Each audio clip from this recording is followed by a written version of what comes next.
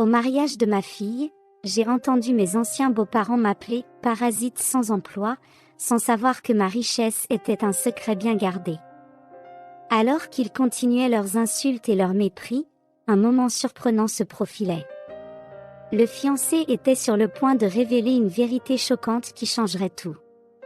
Préparez-vous à un retournement inattendu des événements, où les apparences trompeuses seront démasquées et la véritable richesse sera révélée. Dans cet après-midi ensoleillé, des familles et des amis se sont réunis pour célébrer le mariage tant attendu de Louise et Nicolas. Le jeune couple rayonnait de bonheur de pouvoir partager ce moment si unique dans leur vie avec leurs proches, entourés d'une atmosphère de joie. Louise ressentait une joie particulière en voyant ses parents, Catherine et Philippe, présents pour célébrer aux côtés de leur fille. C'était une occasion unique où les différences entre eux semblaient mises de côté. Catherine et Philippe, malgré leur passé tumultueux, entretenaient une relation stable mais distante depuis leur séparation. Des rencontres sporadiques avaient lieu lors d'événements liés à Louise, tels que des anniversaires et des spectacles scolaires. Cependant, les parents de Catherine, Henri et Béatrice, avaient une vision conflictuelle de l'ancien gendre, Philippe, exprimant ouvertement leur mécontentement lors du mariage. Philippe, conscient des sentiments de ses anciens beaux-parents, a choisi de maintenir une distance respectueuse pour ne pas perturber le jour spécial de sa fille. Il les a salués cordialement, évitant tout engagement plus profond. Henri et Béatrice n'ont pas pu contenir leur mécontentement, rendant inconfortable la présence de Philippe et sa proximité avec Catherine. Lors de la fête, ils ont partagé leurs opinions défavorables sur l'ancien gendre, diffusant parmi les invités le récit selon lequel Philippe s'était marié par intérêt et était un fardeau financier pour la famille de Catherine. Philippe a toujours été un parasite sans emploi, venu seulement pour gêner la vie de Catherine, a commenté Henri. La seule chose de bien qu'il nous ait apporté, c'est notre petite fille Louise. Heureusement que Catherine a repris ses esprits et s'en est débarrassée. Il n'a jamais aidé Catherine en rien, même après le divorce. Elle s'est battue seule pour élever Louise, a ajouté Béatrice. Je ne comprends pas pourquoi Louise tient tant à l'avoir encore dans sa vie. On dirait qu'elle n'a pas conscience du père qu'elle a. Les commentaires désobligeants résonnaient à chaque table visitée par Henri et Béatrice, se concentrant toujours sur Philippe. La mariée, Louise, bien qu'habituellement habituée aux paroles négatives de ses grands-parents sur son père, a été bouleversée de les entendre lors de son jour spécial. Nicolas, le marié, observait la situation avec de plus en plus d'inconfort, en particulier en voyant la tristesse dans les yeux de Louise. Indigné par la situation, le fiancé Nicolas a décidé de confronter Henri et Béatrice. Vous devriez le remercier pour tout ce qu'il a déjà fait pour vous. Vous n'avez aucune idée de qui il est et comment il a sauvé vos vies. Vous le critiquez, mais il a aidé sans rien demander en retour. Philippe, né dans une famille modeste, a dû surmonter de nombreuses difficultés pour trouver sa place dans le monde. Il a étudié par lui-même, a obtenu une bourse pour l'université et a rencontré Catherine pendant ses études. La désapprobation des parents de Catherine en raison des différences sociales n'a pas empêché le mariage du couple. Catherine a vu en Philippe un partenaire dévoué, prêt à construire une vie ensemble malgré les adversités. Même avec la désapprobation initiale des parents de Catherine, le mariage a eu lieu sans la présence de Henri et Béatrice. La séparation a duré jusqu'à ce que Catherine tombe enceinte de Louise, moment où ils ont décidé de reprendre contact pour contribuer à l'éducation de leur petite fille. Un jour, lorsqu'ils ont décidé de rendre visite à leur petite fille sans prévenir, Henri et Béatrice ont trouvé Philippe à la maison en train de s'occuper de Louise, pendant que Catherine, déjà de retour au travail, était absente. « Je n'arrive pas à croire que tu sois à la maison, sans rien faire, pendant que ma fille travaille », s'est exclamé Henri, indigné. Philippe, restant calme, a répondu « Je ne suis pas sans rien faire, monsieur Henri. Je m'occupe de Louise et je travaille sur mon ordinateur. Tu devrais trouver un vrai travail dans une grande entreprise, plutôt que de travailler à la maison. Ça ne rapporte rien à personne de travailler chez soi. Comme ça, tu ne seras jamais en mesure de prendre soin de ma fille et de ma petite fille, de lui offrir une bonne éducation.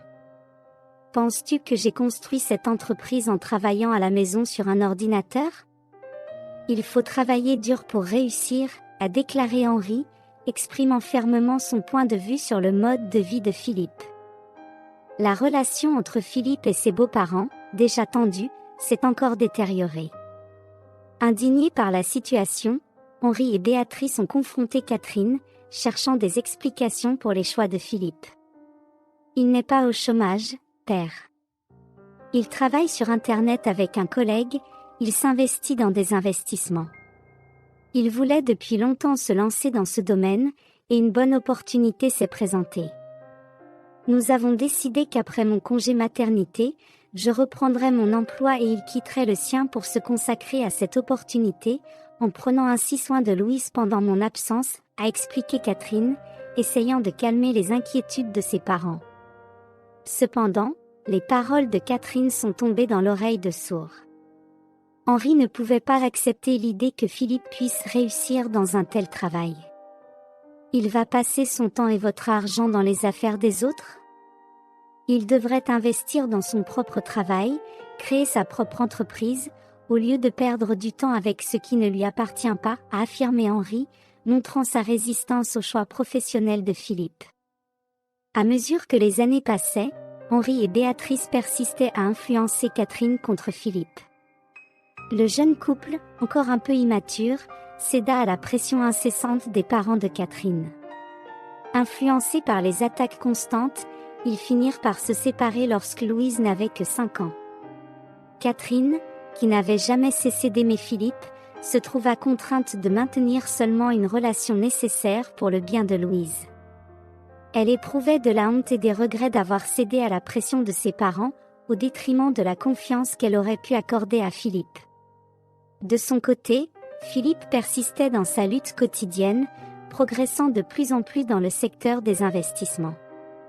Cependant, il restait un homme simple, habitant un petit appartement et dirigeant ses ressources pour offrir une belle vie à sa fille, Louise. Avec le succès continu de ses entreprises, Philippe pouvait soutenir non seulement sa propre résidence, mais aussi le foyer que Catherine partageait avec la petite Louise. Cependant, Philippe avait une seule condition, Catherine ne devait pas révéler à ses parents sa réussite financière. Au fil des années, Philippe, avec une entreprise d'investissement établie et des collaborations avec de grandes entreprises, est devenu un magnate. Cependant, même face à sa prospérité, Philippe est resté fidèle à ses origines, menant un mode de vie simple et adoptant une attitude discrète. Louise, désormais adulte, se retrouvait parfois confrontée aux insultes proférées par ses grands-parents à l'égard de son père, notamment chaque fois que le nom de Philippe surgissait dans une conversation. Contre son gré, elle observait la discrétion que son père demandait, mais ne cessait de se demander en elle-même si cette précaution était nécessaire. « Père, pourquoi ne puis-je rien dire? Ce n'est pas juste ce qu'ils disent de toi. Ils ne te connaissent pas, ils ne savent pas combien tu as lutté pour en arriver là, » exprima Louise, troublée par l'injustice de la situation. Philippe, les yeux tristes, répondit, « Ma fille, malheureusement, tes grands-parents avaient déjà une opinion sur moi avant même de me connaître, simplement parce qu'ils estimaient que je n'étais pas à la hauteur de ta mère. J'aimerais qu'ils m'acceptent pour qui je suis et non pour mon argent. C'est pourquoi je ne veux pas qu'ils connaissent ma situation financière, car s'ils m'acceptaient maintenant, ce ne serait pas sincère, ce ne serait pas pour ce que je suis. » En raison de son éducation dans un environnement si divisé, Louise ressentait une immense joie en constatant la solide relation entre Nicolas, son fiancé, et ses parents. Nicolas non seulement admirait profondément Philippe et son parcours de vie, mais il était aussi la seule personne avec qui Louise pouvait partager la fierté qu'elle ressentait pour son père. Tout comme Louise, Nicolas était mal à l'aise avec la façon dont Henri et Béatrice parlaient de Philippe. Cependant, son malaise n'était pas seulement lié à la perception erronée de la situation financière de Philippe, mais aussi au mépris avec lequel il traitait quelqu'un d'aussi bon. Pendant le mariage, l'incapacité de Nicolas à supporter la façon dont Henri et Béatrice traitaient Philippe, en particulier les commentaires qui affectaient Louise, atteignit un point critique. Dans un moment de grande indignation, Nicolas révéla non seulement la fortune de Philippe, mais aussi un secret qui avait été gardé pendant un certain temps. Vous méprisez tous Philippe, mais vous n'avez aucune idée de ce qu'il a fait pour vous. Quand votre entreprise était sur le point de faire faillite, Henri, c'était Philippe qui y a investi. Si vous êtes encore debout aujourd'hui, c'est grâce à lui. Les paroles emphatiques de Nicolas résonnèrent dans l'espace, qui, pendant un bref instant, fut enveloppé d'un silence tendu. Quelques années auparavant, Henri avait rencontré de graves difficultés financières dans son entreprise, frôlant la faillite. Louise, préoccupée par la situation de ses grands-parents, s'était précipitée vers son père pour demander de l'aide. Malgré les mauvais traitements constants d'Henri et de Béatrice, Philippe ne voulait pas que Louise et Catherine souffrent en voyant la famille dans une situation aussi critique. Ainsi, Philippe, même portant les cicatrices d'une vie entière de mépris de la part de ses anciens beaux-parents, prit la décision de les aider. Il investit dans l'entreprise d'Henri par l'intermédiaire de son ami et partenaire de travail, veillant à ce que la famille ne sache pas qu'il était impliqué dans ce geste généreux. Henri ne pouvait pas croire ce qu'il entendait, tous ceux présents étaient surpris par la grande révélation que Nicolas venait de faire. Un silence tendu planait dans la pièce, tandis que les paroles de Nicolas résonnaient, pénétrant profondément dans les cœurs présents. Honteux, Henri, maintenant en train de regarder Philippe d'un autre œil, sentit un nœud dans la gorge. Un regard de reconnaissance et de surprise se mêla dans ses yeux, révélant la complexité de ses émotions en cet instant. Après un bref moment d'hésitation, Henri, un peu maladroitement, exprima sa gratitude envers Philippe. Philippe, avec la sérénité qui le caractérisait, refusa toute expression de gratitude. Il déclara qu'il n'avait rien à remercier, précisant que ses actions étaient motivées uniquement par l'amour pour sa fille et Catherine. Cependant, son regard transmettait une vérité plus profonde, révélant le soin et la considération qu'il avait toujours eue pour celle qui avait été sa femme. Catherine, émue de savoir que Philippe ne l'avait pas oublié non plus, ressentit une chaleur réconfortante dans sa poitrine. Le passé, marqué par des séparations et des blessures, semblait se dissoudre à cet instant. Tous les deux, qui étaient séparés depuis longtemps, y voyaient une nouvelle opportunité de redécouverte. La révélation du geste altruiste de Philippe n'éclaira pas seulement le présent, mais aussi jeta de la lumière sur ce que pourrait être l'avenir. Philippe, après tant d'années, voyait en Catherine une réciprocité de sentiments qu'il n'aurait peut-être jamais imaginé après tant d'années de séparation. À ce moment-là, une étincelle d'espoir s'alluma, pointant vers la possibilité de guérison et de réconciliation. L'histoire de Catherine et Philippe, qui avait connu des chapitres sombres, commençait à être réécrite avec des pages prometteuses d'un nouveau départ.